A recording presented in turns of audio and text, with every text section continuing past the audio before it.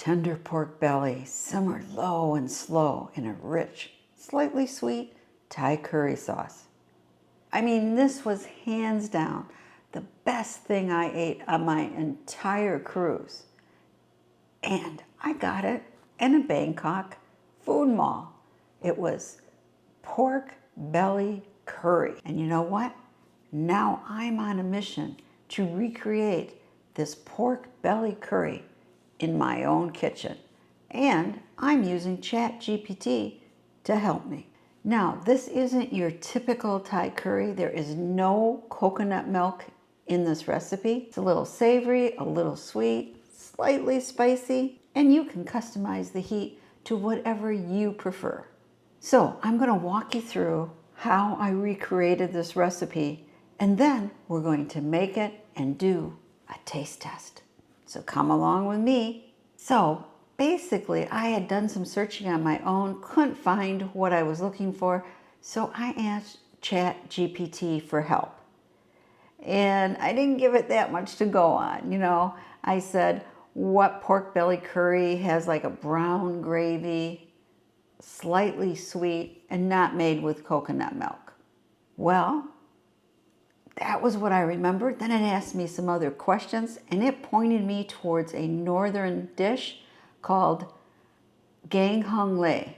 And from here, Chat GPT dug into more authentic recipes and started tweaking it until I think it matched what I had in Bangkok.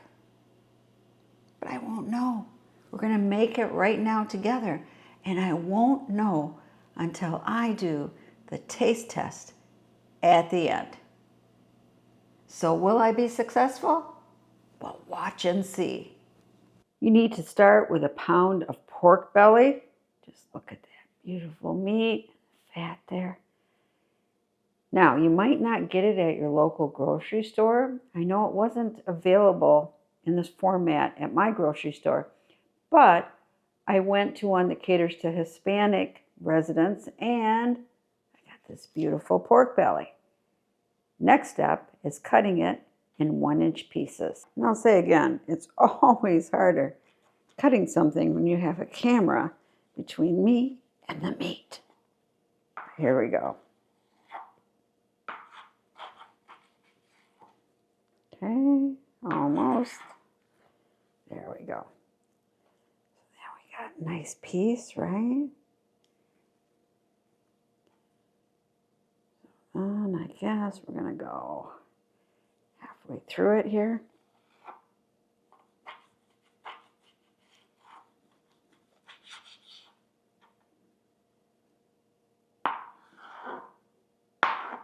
Okay, and then we'll start cutting it in our 1-inch pieces. They will cook down a bit.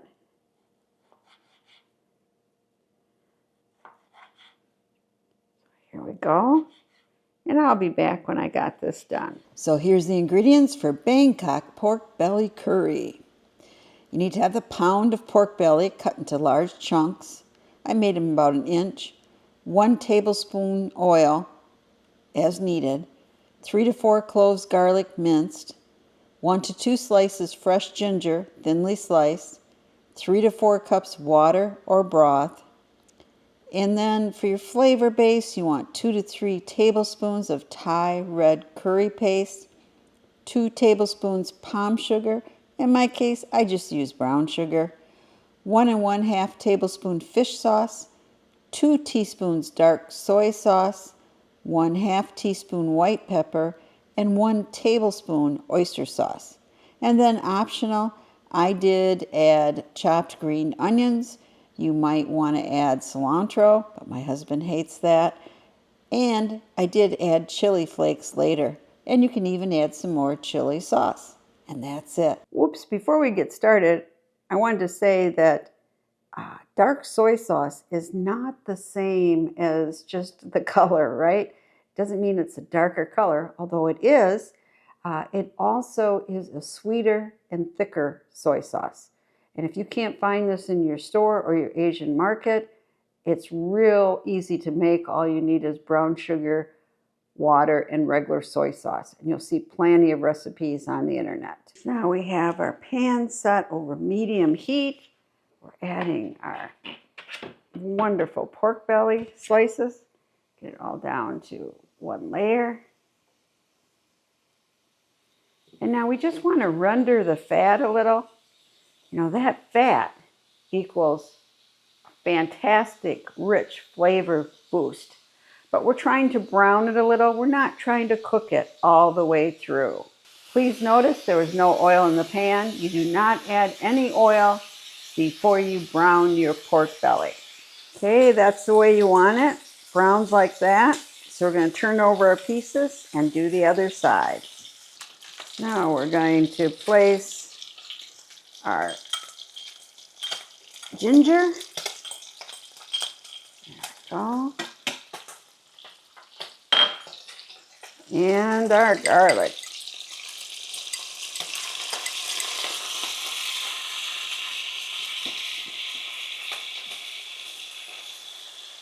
Just mixing it in. Maybe only about 30 seconds. Just want to start getting it fragrant. Then we want to start to add our red curry paste. And it's up to you. Do you want 2 tablespoons or do you want 3 tablespoons? It is a little spicier.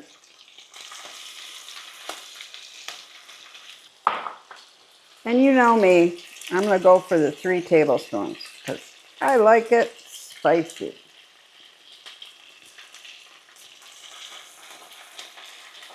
Just going to stir that in, get it all coated up.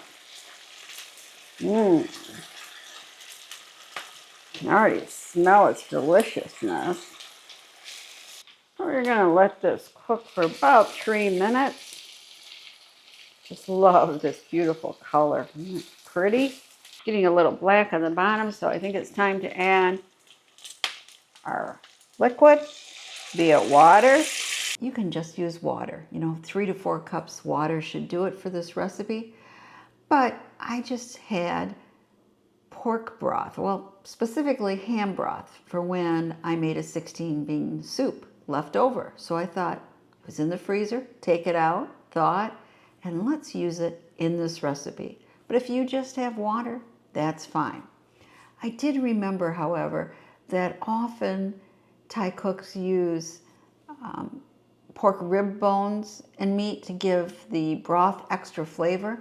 So I'm hoping my ham broth will do the same thing. Just enough to cover the tops here. This is just right. Now for our flavor profile. Put in our sugar.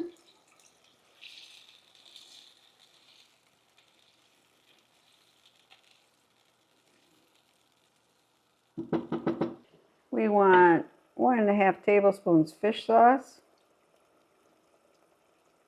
There's 1 tablespoon. And yes, I know it smells terrible, but it makes things taste good. A tablespoon of the oyster sauce. Again,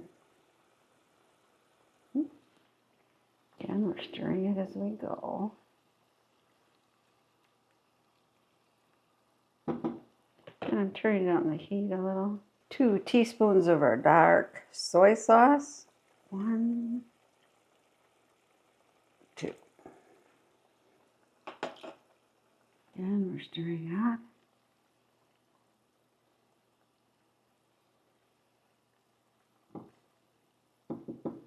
And we just want 1/2 teaspoon of our white pepper. Okay, that's it.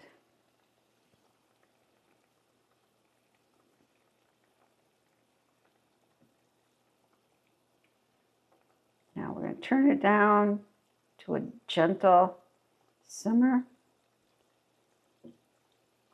for 90 minutes to 2 hours, depending. We'll see how it thickens. Looks so good already, though. So you only want a bubble every second or so. You don't want furious boiling.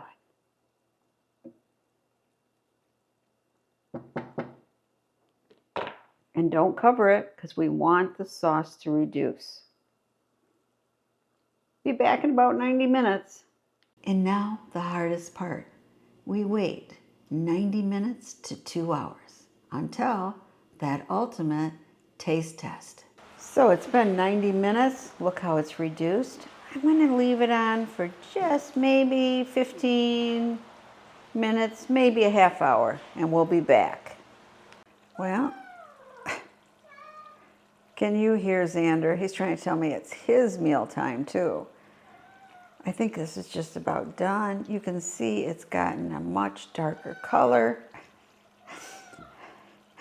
I'll be back just a minute. Okay, I'm turning it off. It's done. Can you see it's gotten a much darker color? Is it brown? Not necessarily, but that does depend on the curry paste you're using. Depends on the color of the spices in it and, of course, the color of the peppers. But this is looking good. Okay, I got my rice. Let's get some. We want as much of the broth we can get.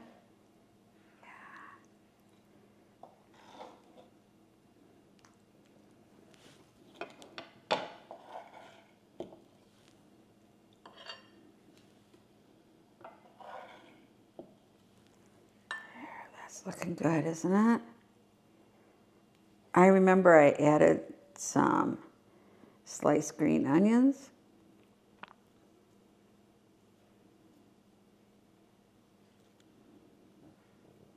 Give it a little crunch.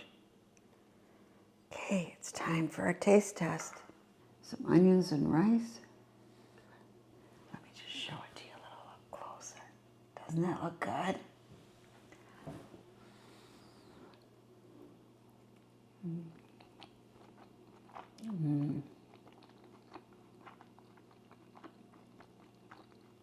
It melts in your mouth.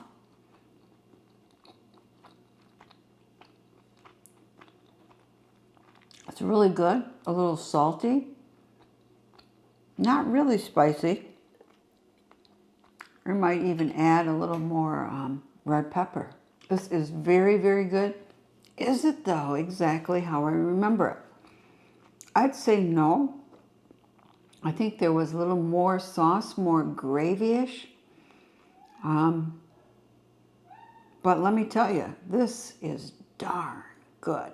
So I urge you, if you're trying to recreate a recipe that maybe you had at somebody's house, at a restaurant, or on vacation, you can try using Chat GPT. My Chat GPT Plus did a pretty darn good job, and this is absolutely scrumptious.